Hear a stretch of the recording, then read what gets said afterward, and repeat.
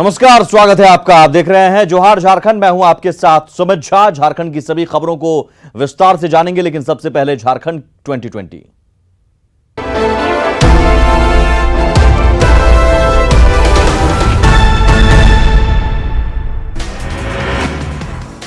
झारखंड विधानसभा के मानसून सत्र के पहले दिन स्पीकर रविंद्रनाथ महतो से मुख्यमंत्री हेमंत सोरेन ने उनके कक्ष में मुलाकात की और फूलों का गुलदस्ता सौंपा। मानसून सत्र 22 सितंबर तक चलेगा।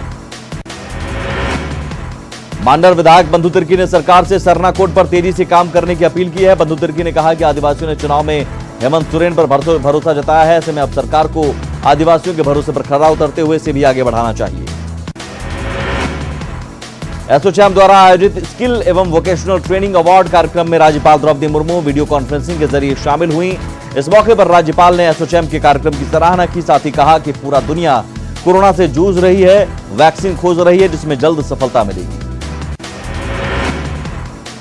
जमशेदपुर में जेएमएम ने बीजेपी पर जमीन पर अतिक्रमण कर बड़े बड़े भवन बनाने का आरोप लगाया है। इसे लेकर जेएमएम कार्यकर्ताओं ने डीसी ऑफिस के पास प्रदर्शन किया। जेएमएम ने कहा कि अगर अवैध जमीन पर जेएमएम कार्यालय बना है तो प्रशासन उसे तोड़ दे, लेकिन बीजेपी नेताओं की बिल्डिंग पर भी कार्रवाई होनी चाहिए।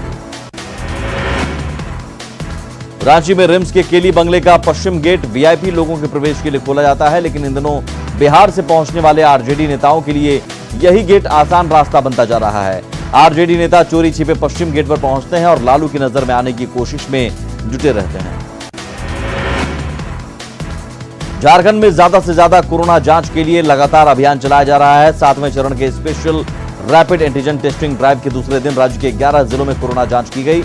आज की जांच अभियान में रांची में 9200 लोगों की जांच का लक्ष्य रखा गया था। गढ़वा में डंडई थाना क्षेत्र के जरही गांव में मधुमक्खी के हमले से पति पत्नी की मौत हो गई, जबकि 4 अन्य लोगों को गंभीर हालत में इलाज के लिए पीएचसी में भर्ती कराया गया। जंगल से लकड़ी लाने के दौरान मधुमक्खियों ने उन पर हमला बोला था। एक साथ 2 मौत से गांव में मातम का माहौल है। गोड्डा के पत्थरगामा प्रखंड के लतौनी गांव में घरवालों की लापरवाही से प्रसूत महिला और उसके नवजात जुड़वा बच्चे की जान चली गई। स्थानीय दाई की मदद से घर में ही प्रसव कराया जा रहा था, जिससे जन्म लेने के साथ ही जुड़वा बच्चों की मौत हो गई, जिसके बाद आनन फानन में महिला को अस्पताल ले जाया गया, जहां इलाज के दौरान महिला की भी मौत हो गई। लातेहार में रुखसाना बानो हत्याकांड के आरोपी पति चंदन कुमार चंद्रवंशी और उनके 2 साथी ओम प्रकाश गुप्ता और गोपाल ठाकुर को पुलिस ने गिरफ्तार किया है।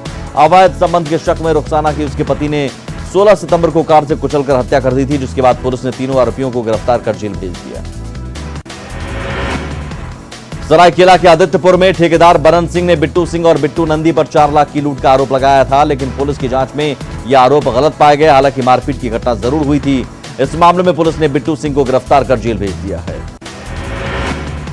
देवघर के जसीडीह के कजरिया मोहल्ले में प्रफुल्ल चंद्र राय के घर चोरी की बड़ी घटना हुई है। चोरों ने लाखों के जेवरात और 1 लाख से ज्यादा कैश की चोरी की। घटना के दौरान घरवाले विश्वकर्मा पूजा मनाने बिहार में अपने गांव गए थे।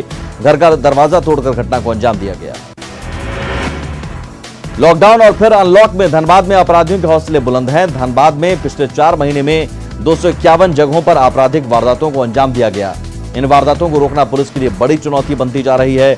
धनबाद के नए एसएसपी ने इन चुनौती से निपटने को प्राथमिकता बताया है। जमशेदपुर शहर में जहां एक तरफ अपराधियों का आतंक जारी है, वहीं पारिवारिक विवाद में भी हत्या की वारदातें हो रही हैं।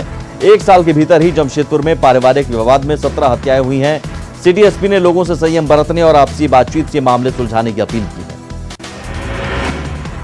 पश्चिम सिंहभूम में नवामंडी थाना के लोकेसाई के पास एक ट्रेलर को ओवरटेक करने के चक्कर में 2 कार में सीधी टक्कर हो गई।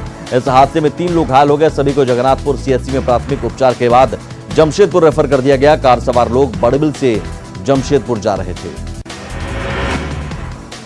रांची के बुंडू थाना क्षेत्र के नवनिर्मित टोल प्लाजा के पास ट्रक की चपेट में आने से आशित सेन नामक व्यक्ति की मौत हो गई।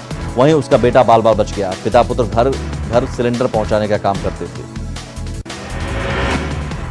बोकारो स्टेशन पर फिलहाल सिर्फ एक ट्रेन रुक रही है, जिससे स्टेशन परिसर में व्यवसाय चौपट हो गया है। पिछले 6 महीने में 1.5 करोड़ से ज्यादा का व्यवसाय प्रभावित हुआ है। वहीं कूलियों की माली हालत भी खराब हो गई है। देवघर नगर निगम द्वारा प्रधानमंत्री शहरी आवास योजना के 3रे चरण के तहत लॉटरी के जरिए लाभुकों के बीच फ्लैट का आवंटन लेटर वितरित किया गया। रामपुर मोहल्ले में 6 मंजिला आवासीय फ्लैट बना है। डीसी ने कहा कि 2020 तक सभी को पक्का मकान उपलब्ध कराने का संकल्प है। धनबाद के बरबसिया में अवैध तरीके से चल रहे मोबिल की फैक्ट्री पर एसडीएम ने छापेमारी की। इस दौरान भारी मात्रा में मोबिल बरामद किया गया। पिछले कई महीनों से एक कंपनी के नाम पर मोबिल की रिपैकिंग कर बाजार में बेचा जा रहा था। गुमला के हरिओम कॉलोनी में नाली नहीं होने से जलजमाव की समस्या बढ़ गई है। मोहल्ले के लोगों ने कई बार अतिक्रमण हटाने की मांग की, लेकिन अब तक कोई कार्रवाई नहीं हुई। पलामू में पिछले कई दिनों से बारिश नहीं होने से धान की खेती पीली पड़ने लगे हैं। खेतों में दरारें आ गई हैं, जिससे किसानों की परेशानी बढ़ गई है। किसानों के चेहरे पर मायूसी छाने लगी है।